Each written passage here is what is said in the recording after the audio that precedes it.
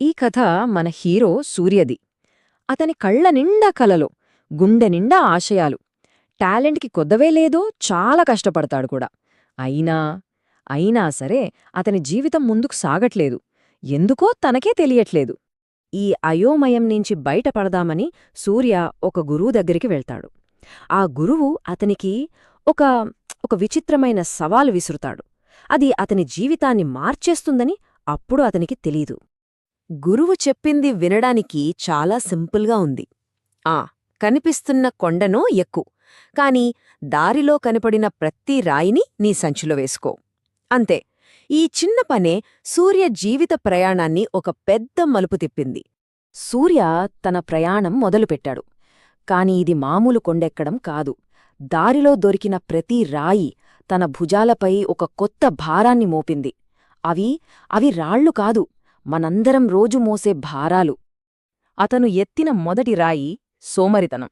సర్లే, రేపు చేద్దాం అని మనం ప్రతిరోజూ మన భుజాలపై వేసుకునే ఆ చిన్ని భారమే ఇది. సూర్య దాన్ని తన సంచిలో వేసుకున్నాడు. కొంచెం దూరం వెళ్ళాక ఇంకో రాయి. దాని పేరు భయం. నలుగురు ఏమనుకుంటారో అనే భయం, నేను ఫెయిల్ అయితే అనే సందేహం. ఆ బరువు కూడా ఇప్పుడు ఆ సంచిలోకే. ఈ రాయి ఇది చాలా బరువుగా ఉంటుంది. పాతగాయాలు, మనసులో పెట్టుకున్న కోపాలు, అవమానాలు ఇవన్నీ ఒక రాయి రూపంలో. సూర్యదాన్ని కూడా కసిగా బ్యాగ్లో పడేశాడు. చివరిగా ఈర్ష్య. పక్కవాళ్ల సక్సెస్ చూసి మనలో కలిగే ఆ చిన్న అసూయ. వాళ్లతో పోల్చుకుంటూ మనల్ని మనం తక్కువ చేసుకునే ఓ విషపు భారమిది. ఇప్పుడు సూర్య సంచి నిండిపోయింది. అతని భుజాలు కుంగిపోతున్నాయి. కొండ సగం దూరం వచ్చేసరికి సూర్య ఇక ఓపిక నశించిపోయింది. ఆ రాళ్ల బరువు తన శరీరాన్నే కాదు, తన ఆత్మని కూడా పిండేస్తోంది. అది నిజంగా తన సహనానికి పెట్టిన పెద్ద పరీక్ష. ఒక్కసారి ఊహించుకోండి ఆ పరిస్థితిని. శరీరం సహకరించట్లేదు, కాళ్ళు వణుకుతున్నాయి, ఊపిరి అందట్లేదు. ప్రతి అడుగు ఒక నరకంలా మారింది. ఇంక ముందుకు వెళ్లడం అసాధ్యమనిపించింది. సరిగ్గా ఆ క్షణంలో కొప్ప కూలిపోతున్నప్పుడు సూర్యకి మెరుపులా ఒక నిజం తెలిసింది.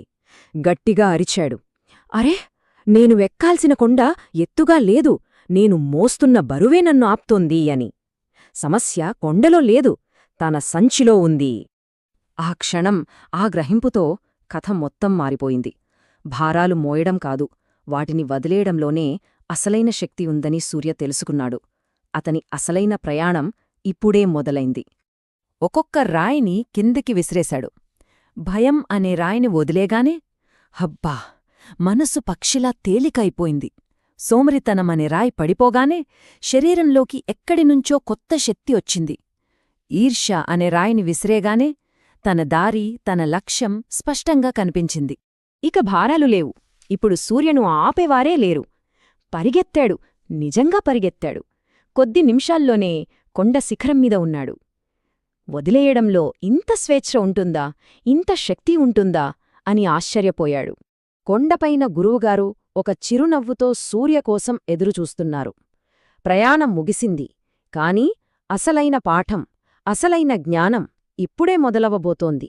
గురువు చెప్పారు, నాయనా, నిజమైన ఎదుగుదల అంటే కొత్తవి సంపాదించడం మాత్రమే కాదు, మనల్ని ముందుకి వెళ్లకుండా ఆపే పాత అలవాట్లను, ఈ భారాలను వదిలేయడం కూడా. ఇదే ఈ ప్రయాణం వెనుకున్న అసలైన సత్యం.